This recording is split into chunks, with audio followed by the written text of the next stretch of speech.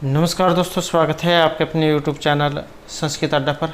दोस्तों, आज की जो वीडियो इसमें हम करने वाले हैं बाल विकास एवं शिक्षा शास्त्र से संबंधित महत्वपूर्ण क्वेश्चन जो आपके आगे आने वाले एग्जाम के लिए महत्वपूर्ण रहेंगे। चाहे आपका इसमें एस्टेट का एग्ज़ाम है, सीटेट है या कोई से भी अन्य एग्ज़ाम है जिसमें बाल विकास एवं शिक्षा शास्त्र से संबंधित क्वेश्चन पूछे जाते हैं, तो सभी के लिए यहाँ पर महत्वपूर्ण है।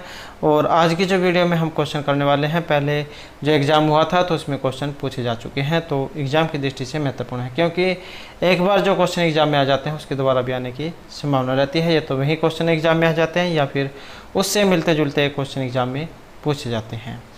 और अगर आपने हमारी इससे पहले वाली वीडियो नहीं देखी है तो इसे आप आई बटन पर क्लिक करके देख सकते हैं, या फिर हमारे चैनल की जो प्लेलिस्ट है वहां पर जाकर आप अभी तक की जितनी भी वीडियो नीचे भी आप देख सकते हैं।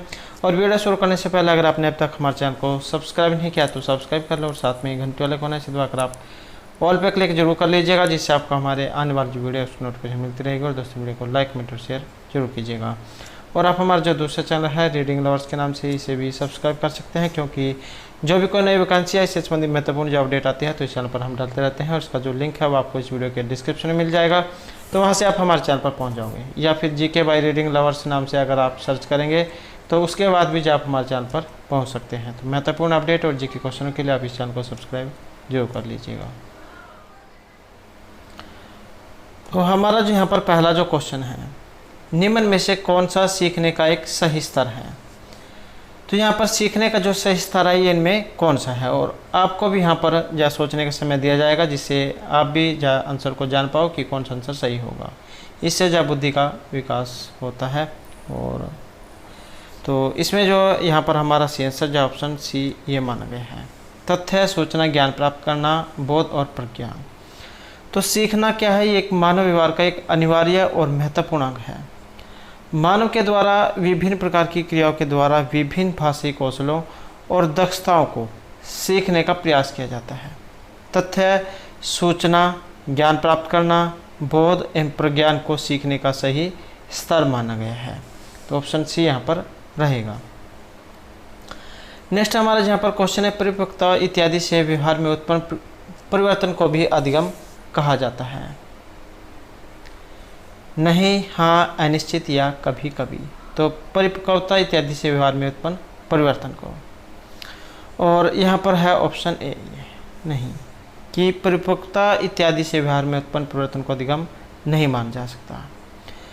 परिपक्वता एक नैसर्गिक प्रक्रिया है और इसके लिए बाह्य उद्दीपनों की आवश्यकता नहीं होती।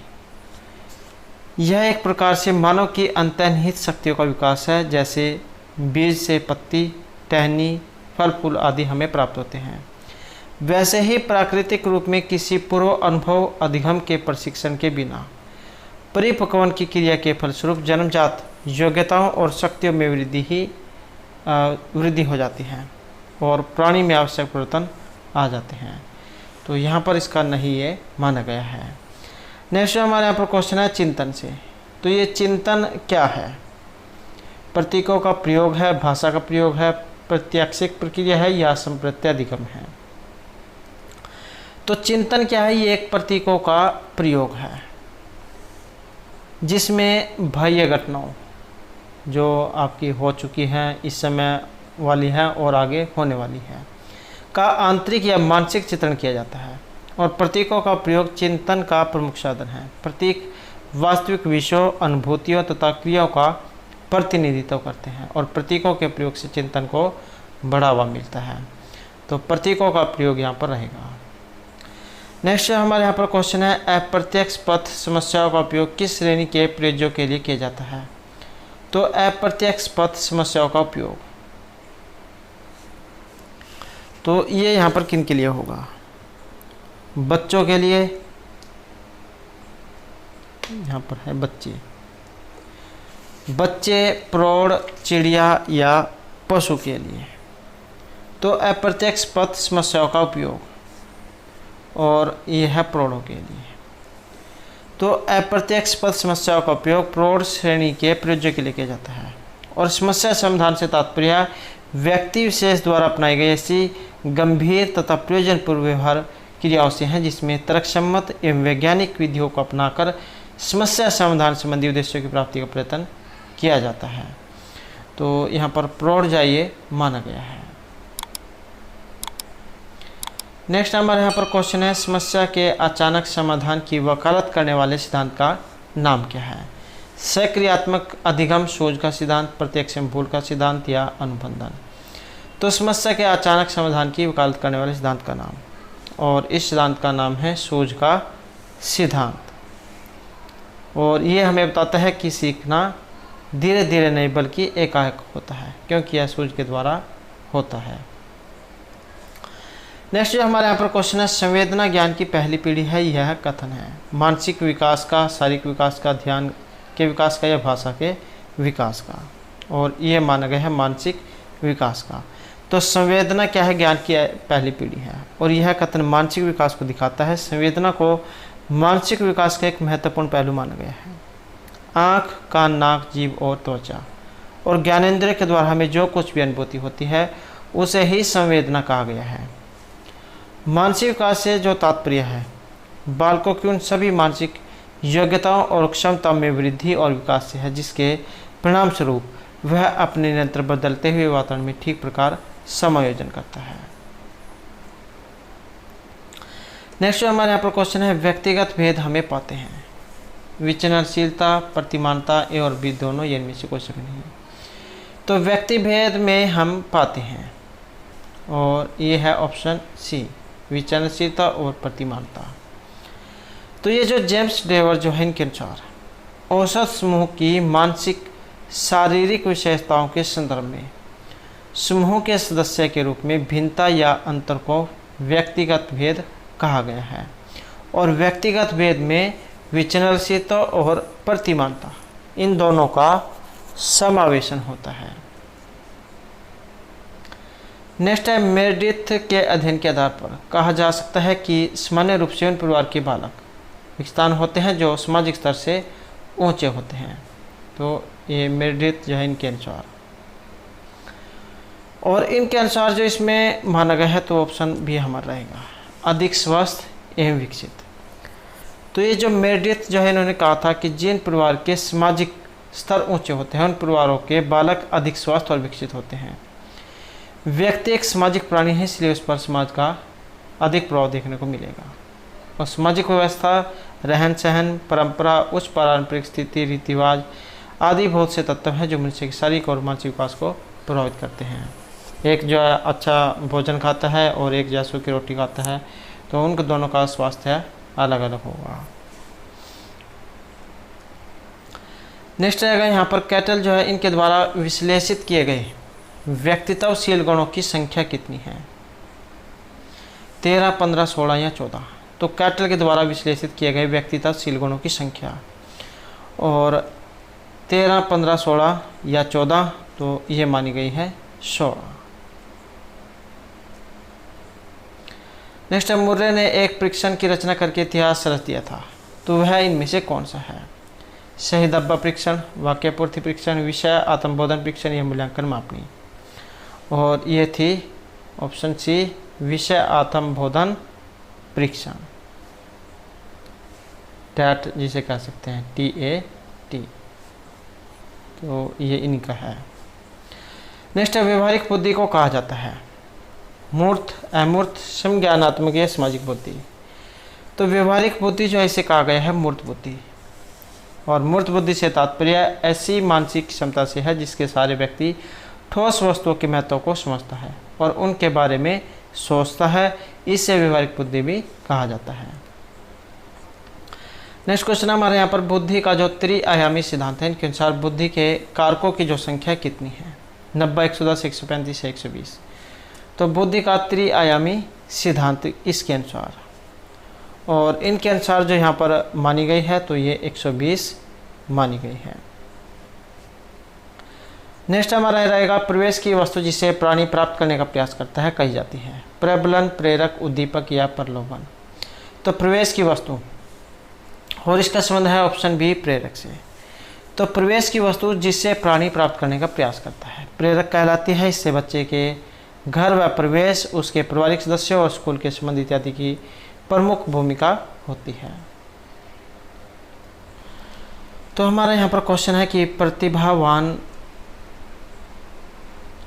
बालकों की पहचान करने के लिए हमें सबसे अधिक महत्व अभिभावकों के मत को देना चाहिए, वस्तुनिष्ठ परीक्षणों के परिणाम को देना चाहिए, शिक्षक के निर्णय को देना चाहिए, समुदाय के विचार को देना चाहिए।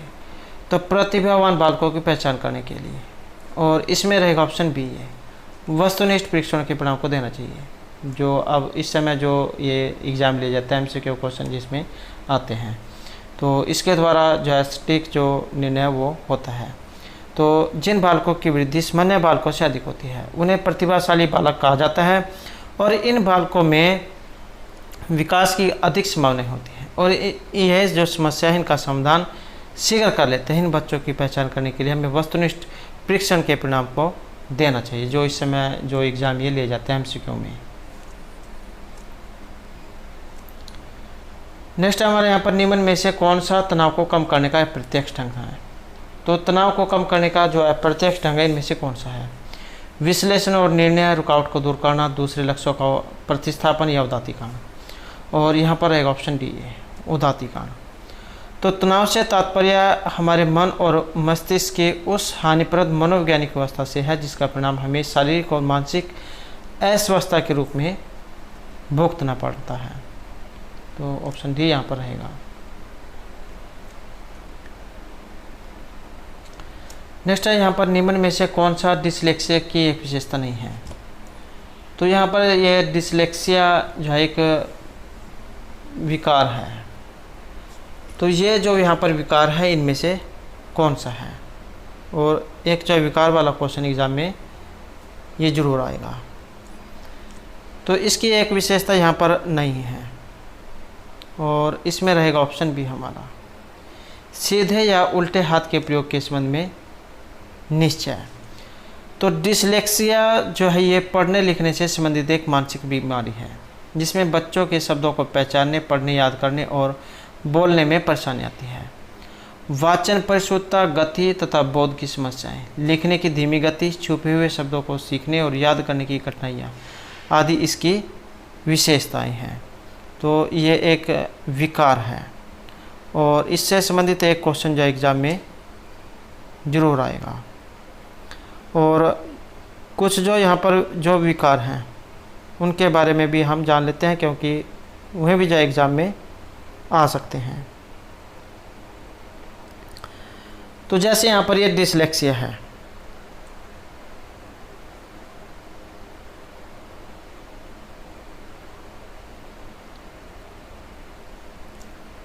जैसे ये है यहाँ पर डिसलेक्सिया, इसका जो संबंध है ये पढ़ने से है, इसका संबंध है पढ़ने से।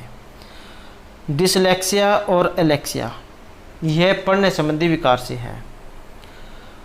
सीखने की अक्षमता, अफेजिया, डिस्फेजिया, यह है सीखने की अक्षमता। लिखने की अक्षमता अगर हम देखें, अग्रेफिया, अप्रेक्सिया, डिस्ग्राफिया, डिस्प्रेक्सिया, यह है लिखने संबंधी विकार। और गणित संबंधी विकार है वर्बल डिस्कैकुलिया, ग्राफिकल डिस्कैकुलिया और लेक्सिकल डिस्कैकुलिया। गणित वाले को आप आसानी से याद रख सकते हैं, जिसके बाद में कुलिया दिया गया होगा। ये जो कुलिया जो दिया गया होगा तो इसका मतलब है ये गणित संबंधी विकार है। तो पढ़ने की अक्षमता एलेक्सिया, डिसलेक्सिया, सीखने की अक्षमता अफेजिया, डिस्फेजिया, लिखने की अग्रेफिया, अप्रेक्सिया, डिस्ग्राफिया, डिस्प्रेक्सिया, और गणित संबंधी विकार वर्बल डिस्कैकुलिया, ग्राफिकल और लेक्सिकल डिस्कैकुलिया। तो इस प्रकार से है ये। नेक्स्ट है यहाँ पर सशक्त अभिप्रेरणा सीखने का प्रभावशाली घटक है। इससे बालक स्वस्थ रहता है, ध्यान करता है, सीखता है या प्रसन्न रहता है। और इसमें रहेगा ऑप्शन सी है। तो इसमें क्या है, ये बच्चा जो है शीघ्र सीखता है। तो सशक्त अभिप्रेरणा सीखने का प्रभावी घटक है जिसके द्वारा बालकों में सीखने की रुचि उत्पन्न होती है, जिसके कारण बालक जल्दी सीखता है। अभिप्रेरणा व्यक्ति की एक विशेष स्थिति होती है जो उसे एक निश्चित लक्ष्य की ओर निर्देशित करती है। नेक्स्ट है हमारे यहाँ पर हस्तशिल्प की शिक्षा दी जानी चाहिए। मंद बुद्धि बालकों को, पिछड़े बालकों को, सामान्य बालकों को या प्रखर बुद्धि बालकों को। तो इसका जो यहाँ पर संबंध माना गया ऑप्शन ए में, मंद बुद्धि बालक जो है उन्हें इसकी शिक्षा दी जानी चाहिए। अगला क्वेश्चन है, छात्रों में चोरी करने की आदत को कैसे दूर किया जा सकता है? बालकों को कोई पुरस्कार देकर, उदाहरण देकर, उन्हें प्रताड़ना देकर या सजा देकर। तो कोई छात्र अगर चोरी करता है तो उसकी आदत को कैसे छुड़ाया जा सकता है, और यह है यहाँ पर ऑप्शन बी। तो जो प्रसिद्ध व्यक्ति जो है उनके उदाहरणों को देकर। नेक्स्ट है अनुसंधान जो सामाजिक समस्या से संबंधित होता है तथा विद्यालय की जनशक्ति के द्वारा विद्यालय में क्रियाकलापों के सुधार हेतु संचालित किया जाता है, क्या कहलाता है। अनुसंधान जो सामाजिक समस्या से संबंधित होता है, इसका जो संबंध है ये ऑप्शन बी में रहेगा, क्रियात्मक अनुसंधान से। तो क्रियात्मक अनुसंधान जो एक उद्देश्यपूर्ण और सविचार प्रक्रिया है जिसका उद्देश्य विद्यालयों में बालकों एवं बालिकाओं के ज्ञान को बढ़ाना और परिमार्जित कर उपयोगी बनाना है। साथ ही शिक्षण संस्थाओं की व्यवहारिक समस्याओं का हल खोजना भी इस अनुसंधान का मुख्य उद्देश्य है। नेक्स्ट है उपलब्धि परीक्षण दिए जा सकते हैं 2 प्रकार से, 4, 6 या 3 प्रकार से। तो उपलब्धि परीक्षण का जो संबंध है ये रहेगा ऑप्शन ए में 2 प्रकार से। छात्र की उपलब्धि का मूल्यांकन सतत एवं व्यापक सतत रूप से होना चाहिए, इसके लिए कई विधियों का अपनाया जाता है, लेकिन ग्रेडिंग पद्धति का प्रयोग इस कार्य हेतु बेहतर होता है। नेक्स्ट हमारे यहाँ पर बालकों का मुफ्त एवं अनिवार्य शिक्षा का अधिकार 2009, ये कब लागू हुआ था।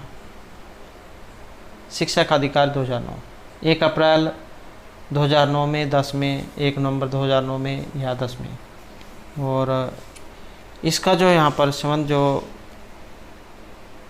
रहेगा तो यह ऑप्शन बी में 1 अप्रैल 2010 को।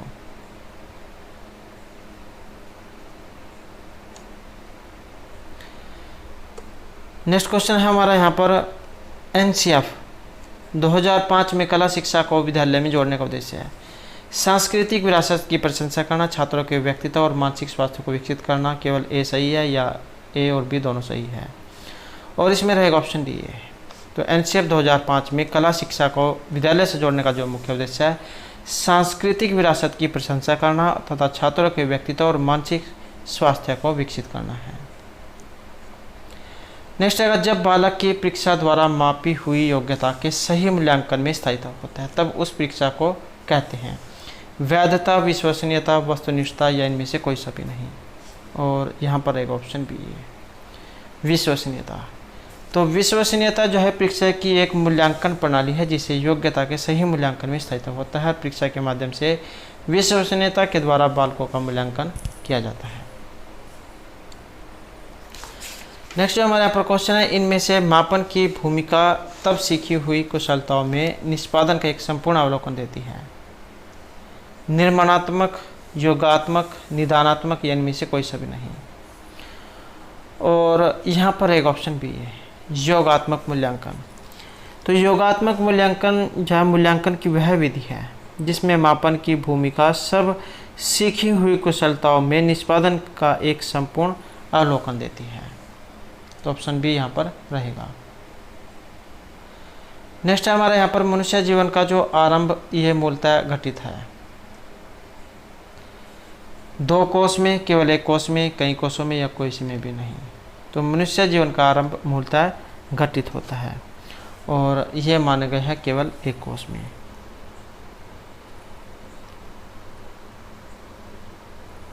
और अमीबा जो एक कोशिकीय जीव का उदाहरण है। नेक्स्ट है शैशवावस्था की एक विशेषता नहीं है। शारीरिक विकास की तीव्रता, दूसरों पर निर्भरता, नैतिकता का होना या मानसिक विकास में तीव्रता का होना। तो शैशवावस्था की एक विशेषता नहीं है और ये है नैतिकता का होना। तो शैशवावस्था की विशेषताओं में शारीरिक विकास की तीव्रता, दूसरों पर निर्भर होना, मानसिक विकास में तीव्रता आदि को समाहित किया जा सकता है। नैतिकता के होने का संबंध बाल्यावस्था व किशोरावस्था से माना गया है। नेक्स्ट है हमारे यहाँ पर गामक विकास से हमारा तात्पर्य मांसपेशियों के विकास से तथा पैरों के उचित उपयोग और इनमें से किसके साथ है।